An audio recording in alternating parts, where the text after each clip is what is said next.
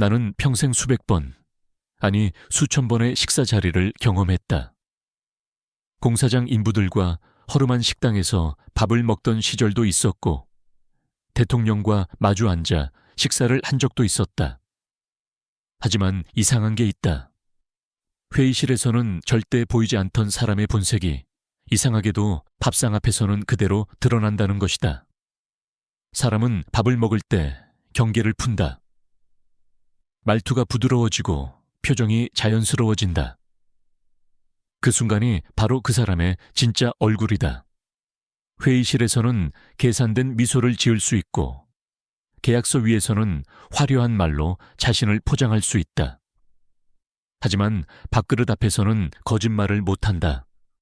식사는 사람을 가장 솔직하게 만드는 시간이다. 나는 평생 수많은 사람과 식사하며 하나의 진실을 깨달았다. 사람을 판단하려면 그의 말이 아니라 그의 식사 태도를 보아야 한다는 것이다. 밥을 먹는 방식은 인품을, 식탁에서의 행동은 그 사람의 철학을 보여준다. 어떤 이는 밥을 먹으면서 끊임없이 말을 한다. 자신의 능력, 인맥, 돈 자랑을 늘어놓는다. 그러나 그런 사람치고 끝까지 함께 갈 만한 이는 드물었다. 반대로 조용히 상대를 배려하며 수저를 드는 사람, 식사 자리의 분위기를 부드럽게 만드는 사람은 언제나 믿을 만했다. 나는 늘 이렇게 말한다. 회의실에서는 누구나 똑똑해 보인다. 하지만 식탁에서는 그 사람의 교양과 인격이 드러난다. 밥상은 거울이다. 당신이 어떻게 앉고, 어떻게 먹고, 어떻게 상대를 대하느냐가 그대로 비친다. 그 속에는 말로는 절대 감출 수 없는 인성의 결이 숨어 있다. 세상 사람들은 식사 자리를 친해지는 시간이라 말하지만 나는 다르게 본다. 식사 자리는 사람을 걸러내는 시간이다. 그 사람이 종업원을 어떻게 대하는지, 상대의 속도를 어떻게 맞추는지, 남의 경계를 얼마나 존중하는지를 보면 그의 미래까지도 그려진다. 밥상은 단순히 밥을 먹는 곳이 아니다.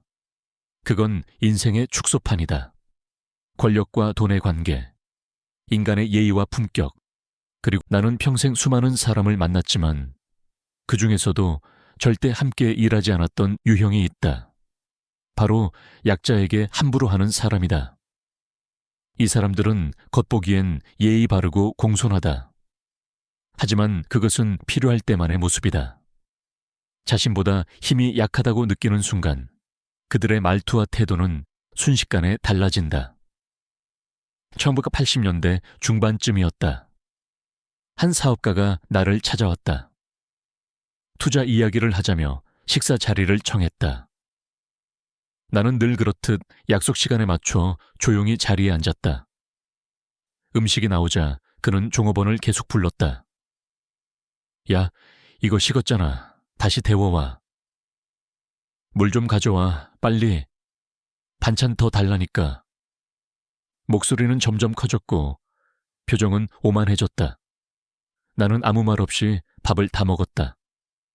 그리고 젓가락을 내려놓았다. 그가 물었다. 회장님, 커피도 아직 안 마셨는데요. 나는 조용히 말했다. 밥은 다 먹었습니다. 오늘은 여기까지 하죠. 그는 어리둥절해했다. 하지만 나는 2번 다시 그 사람을 만나지 않았다. 왜냐고? 약자에게 함부로 하는 사람은 언젠가 당신에게도 함부로 하기 때문이다. 지금은 내가 필요하니 웃고 예의를 지킨다. 그러나 상황이 바뀌면 그 미소는 가장 먼저 사라진다. 나는 공사 현장에서 일할 때 항상 인부들에게 고맙다고 말했다. 수고 많으셨습니다. 잘 먹겠습니다. 그 몇 마디가 사람의 마음을 단단히 붙잡는다. 그들에게 나는 회장이 아니라 그저 함께 일하는 한 사람으로 다가가고 싶었다. 왜냐면 밥을 먹을 때만큼은 모두가 평등하기 때문이다. 식당 직원에게 함부로 하는 사람은 권력을 착각한다. 돈을 냈다는 이유로 자신이 갑이라고 믿는다. 목소리를 높이면 세상이 따라올 거라 생각한다. 하지만 진짜 강한 사람은 그렇게 행동하지 않는다. 진짜 강한 사람은 약한 사람에게 더 친절하다. 자신의 힘을 증명할 필요가 없기 때문이다. 나는 대통령을 만나도 인부를 만나도 태도가 같았다. 사람은 직책이 다를 뿐 본질은 같다. 부하 직원을 무시하는 사람은 결국 조직을 망친다. 공포 속에서 일하는 사람은 창의력을 잃는다. 그리고 두려움 속에서 태어난 성과는 오래가지 않는다. 어떤 이는 말한다. 회장님, 세상은 냉정합니다. 강한 자가 살아남는 거 아닙니까? 나는 고개를 저었다. 강한 자가 살아남는 게 아니다. 배려할 줄 아는 자가 오래 간다. 세상은 의외로 단순하다. 약자를 무시하는 사람은 반드시 자신보다 강한 사람 앞에서 고개를 숙이게 된다. 그건 인생의 균형이다. 나는 수많은 회의와 식사 자리를 거치며 한 가지를 배웠다.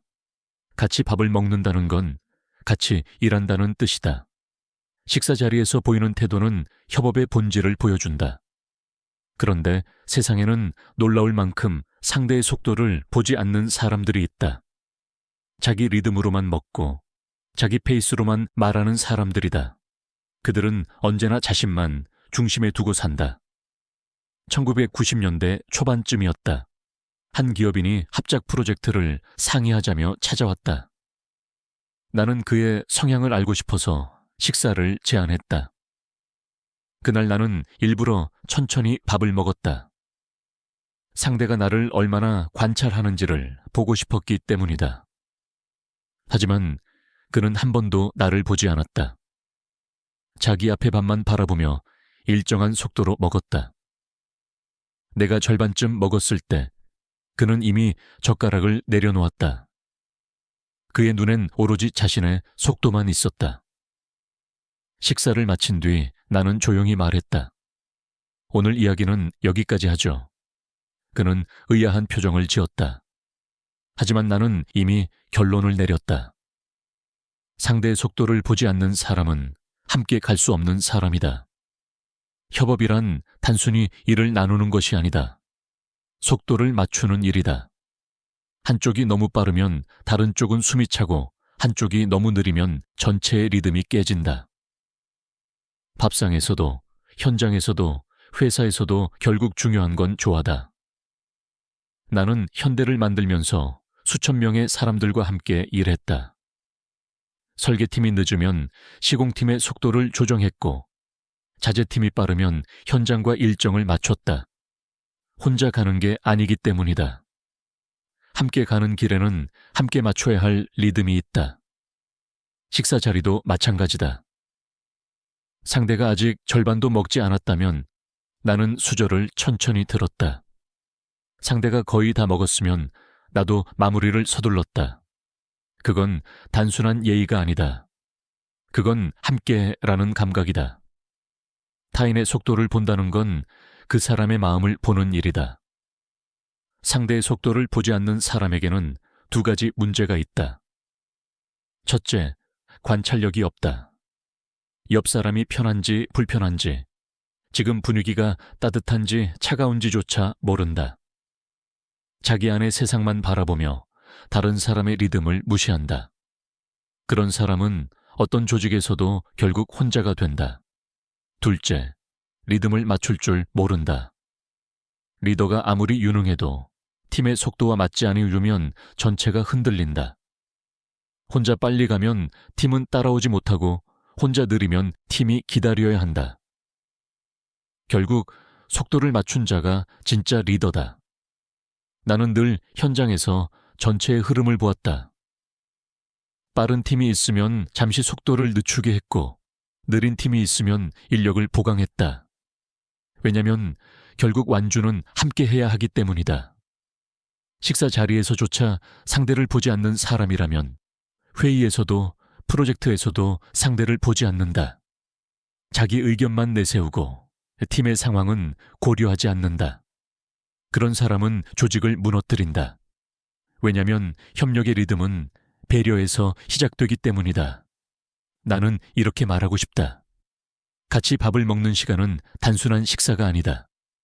그건 인간관계의 리허설이다. 상대의 속도를 보는 사람은 일에서도 인생에서도 함께 갈 수 있다. 그는 기다릴 줄 알고 맞춰줄 줄 안다.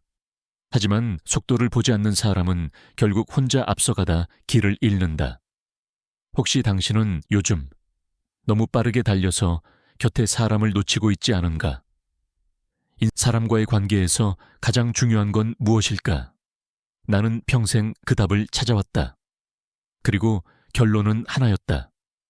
경계를 아는 사람만이 신뢰를 얻는다. 1990년대 중반쯤이었다. 한 협력업체 대표가 나를 찾아왔다. 장기 계약을 맺자며 식사 자리를 청했다. 그는 젊었고 에너지도 넘쳤다. 처음 인상은 나쁘지 않았다. 하지만 식사가 시작되고 얼마 지나지 않아 나는 그 사람의 진짜 모습을 보았다. 음식이 나왔고 각자 주문한 요리를 먹고 있었다. 그런데 그는 갑자기 젓가락을 뻗었다.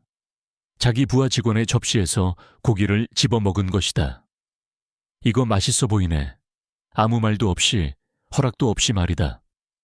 부하 직원은 당황했지만 억지로 웃으며 말했다.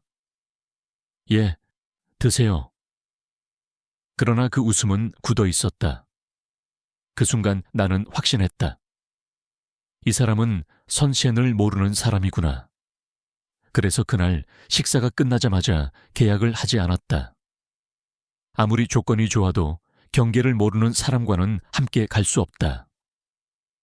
남의 접시를 허락 없이 건드리는 행동은 작지만 치명적인 신호다. 그건 단순히 예의의 문제를 넘어 타인의 권한을 침범하는 행위다. 그는 식탁에서도 일에서도 남의 영역을 쉽게 넘나들 것이다. 나는 평생 조직을 운영하며 경계를 철저히 지켰다. 건설은 건설, 조선은 조선, 자동차는 자동차. 서로의 권한을 침범하지 않았다. 필요하면 협의했고 허락을 구했다. 그게 원칙이었다. 그게 현대를 움직인 보이지 않는 질서였다. 허락 없는 친밀함은 무례다. 이 한 문장이 내 철학을 가장 잘 설명한다. 아무리 친한 사이라도 상대의 영역은 존중해야 한다. 이거 하나 먹어도 될까요? 그 짧은 한마디가 관계를 지킨다. 하지만 그 말을 생략하는 순간 존중도 함께 사라진다. 나는 부하 직원과 밥을 먹을 때 언제나 물어보았다. 이거 드셔보세요. 괜찮을까요? 그건 단순한 형식이 아니다. 그건 당신을 존중한다는 표시다. 허락 없이 젓가락을 뻗는 사람은 허락 없이 지시하고 허락 없이 간섭한다. 그리고 결국 신뢰를 무너뜨린다. 세상은 가까움과 무례함을 혼동하는 사람들이 많다. 가까워졌다고 해서 선을 지워버리면 그 관계는 오래가지 않는다.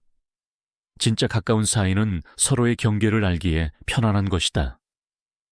그 경계를 모르는 관계는 언제든 상처가 된다. 나는 이렇게 말하고 싶다. 선시엔을 지키는 사람은 관계를 지키고 선을 넘는 사람은 결국 신뢰를 잃는다. 그건 비즈니스에서도 인간관계에서도 똑같다. 서로의 경계를 인정하는 순간 비로소 협력이 시작된다. 밥상은 작은 세상이다. 남의 접시를 허락 없이 건드리는 그 행동 하나가 그 사람의 사고방식을 그대로 보여준다. 그 사람은 결국 조직 안에서도 다른 사람의 역할을 무시하고 자신의 손을 아무데나 뻗을 것이다. 2000년대 초반 휴대폰이 막 보급되던 시절이었다. 어느 젊은 사업가가 나를 찾아왔다. IT 관련 신사업 제안을 하겠다며 식사 자리를 청했다. 그는 자신감에 차 있었고 말솜씨도 좋았다. 하지만 식사가 시작되고 몇 분 지나지 않아 나는 이미 그와 다시는 만나지 않겠다는 결심을 했다. 음식이 나오자마자 그는 휴대폰을 꺼냈다. 죄송합니다. 급한 연락이 와서요. 그는 문자를 확인하고 답장을 보냈다. 그리고 또 휴대폰을 올려놓았다. 5분 사이 3번을 봤다. 나는 아무 말 없이 밥을 다 먹었다. 그리고 젓가락을 내려놓았다. 그가 말했다. 회장님, 제안서는 아직 안 보여드렸는데요. 나는 미소를 지으며 대답했다. 괜찮습니다. 이미 다 봤습니다. 그는 의아해했다. 하지만 나는 진심이었다. 그의 태도 속에서 이미 모든 걸 본 것이다. 밥 먹으면서 딴짓하는 사람은 집중력이 없다. 그리고 그 사람은 일에서도 집중하지 못한다. 식사 자리에서의 태도는 그 사람의 업무 태도와 같다. 밥 한 끼에도 온전히 몰입하지 못하는 사람이 어떻게 큰 프로젝트에 몰입하겠는가? 나는 평생 그렇게 살아왔다. 밥을 먹을 때는 오직 밥만 먹었다. 5분이면 충분했다. 그 시간만큼은 휴대폰도, 신문도, 대화도 멈췄다. 왜냐고? 밥 먹는 시간은 밥을 먹으라고 있는 시간이기 때문이다. 그 단순한 집중이 내 인생을 지탱했다. 식사 중 휴대폰을 보는 사람은 2가지 문제를 안고 있다. 첫째, 우선순위를 모른다. 지금 내 앞에 사람이 있다. 함께 밥을 먹고 있다. 그런데 휴대폰이 더 중요하다면 도대체 여기 왜 왔는가? 혼자 먹으면 될 일이다. 그 순간 그는 나를 무시하고 있었다. 그건 단순한 행동이 아니라 상대방 시간을 가볍게 여기는 태도다. 둘째, 존중이 없다. 그는 자신은 바쁘다고 말하지만 사실은 상대를 중요하게 생각하지 않는 것이다. 진짜 존중은 집중해서 나온다. 지금 내 앞에 사람에게 마음을 다하는 것, 그게 예의다. 휴대폰 화면이 아니라 상대의 눈을 보는 것, 그 단순한 행동이 관계를 지킨다. 요즘 젊은 세대는 멀티태스킹을 자랑한다. 하지만 나는 말하고 싶다. 그건 효율이 아니라 분산이다. 하나도 제대로 끝내지 못한 채 모든 걸 동시에 하려 한다. 그건 집중이 아니라 피상이다. 결국 깊이를 잃는다. 나는 회의할 때 100% 집중했다. 그 시간만큼은 오직 그 일만 생각했다. 다른 일은 나중에 해도 된다. 지금 눈앞의 사람이, 눈앞의 일이 가장 중요하다. 그 집중이 신뢰를 만든다. 밥상에서 휴대폰을 보는 사람은 회의 중에도 휴대폰을 본다. 중요한 프레젠테이션 중에도 다른 생각을 한다. 그리고 결정적인 순간에 실수한다. 왜냐면 마음이 지금에 없기 때문이다. 나는 평생 사람을 관찰하며 깨달았다. 사람의 본성은 회의실에서 드러나지 않는다. 밥상 위에서 드러난다. 계약서 위의 서명보다 젓가락을 드는 손끝이 그 사람을 말해준다. 오늘 나는 4가지 이야기를 했다. 첫째, 약자에게 함부로 하는 사람. 그들은 권력을 착각한다. 자신이 강하다고 믿지만 실은 마음이 약한 사람이다. 진짜 강한 사람은 약한 이를 배려할 줄 안다. 그는 힘을 증명하지 않아도 된다. 둘째, 상대의 속도를 보지 않는 사람. 그들은 협업을 모른다. 혼자 앞서가며 함께 가는 법을 잊는다. 하지만 인생은 혼자 뛰는 경주가 아니다. 같이 걸어가는 여정이다. 속도를 맞출 줄 아는 사람이 끝까지 간다. 셋째, 경계를 모르는 사람. 그들은 허락 없는 친밀함으로 신뢰를 무너뜨린다. 선을 넘는 순간 관계는 무너진다. 진짜 가까운 사이는 서로의 경계를 알기에 편안하다. 선을 지키는 사람만이 오래 간다. 넷째, 집중력과 존중이 없는 사람. 그들은 지금을 놓친다. 눈앞의 사람보다 휴대폰이 중요하고 함께하는 순간보다 자신이 급하다. 그러나 존중은 집중에서 시작된다. 마음을 내 앞에 사람에게 두는 것, 그게 예의이고 인간다움이다. 나는 수많은 식사 자리에서 이 4가지를 반복해서 보았다.